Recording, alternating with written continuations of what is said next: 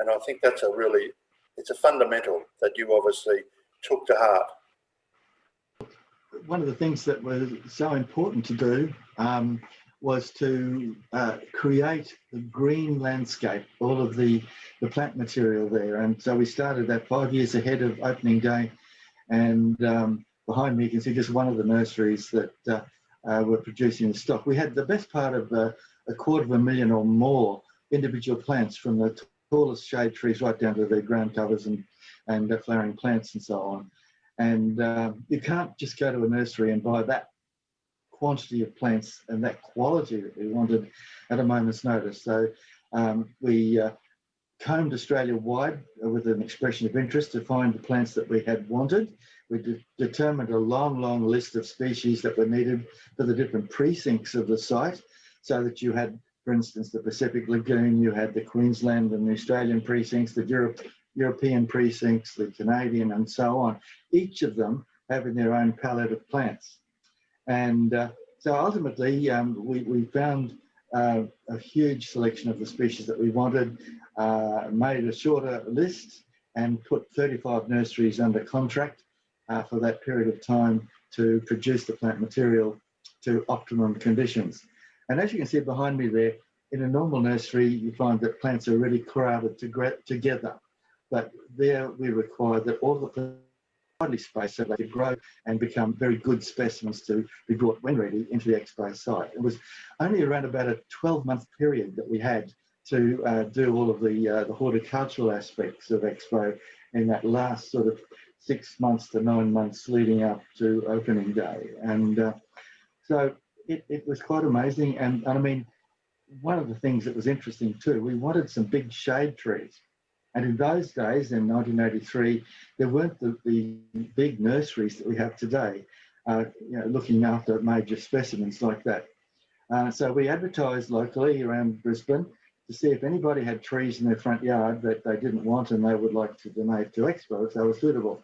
So we got a lot of people registered the fact that they would like to donate a tree. So we looked at them all, hundreds of them, and selected several, I don't know how many, 150 something, and they were then containerized and grown on and made ready to be brought into the Expo site. So they're the sort of things we had to do, because we wanted, Salou said he wanted this to be the greenest exposition ever, and he wanted it as green and colourful on first day and final day and every day in between. So we had to step outside the square and make that happen. And I think, that vision that he had of the greenest Expo was realised. So it was a lot of work, but it was really interesting. And everybody who was involved was just so supportive, and they just were infected by what I call the Expo 88 bug.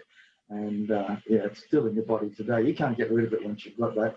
No, well, I think it's been restruck and is bearing fruit with Andrew as well.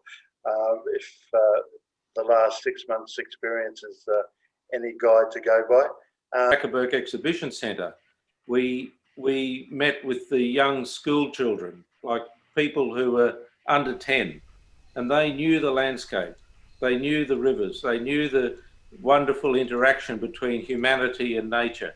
And we designed that facility around place. So we got to understand place, and then we included space. Now, space is about protecting the technology.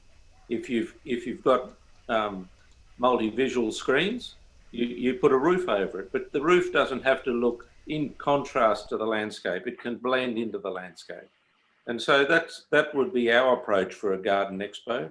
It would go as deep as explaining to the massive number of European, like I say, the German tourists, come here in their droves to Central Australia to understand the continent.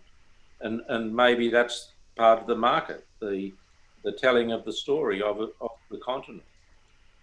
I think we've just starting to scratch the surface of the potential, to be brutally honest.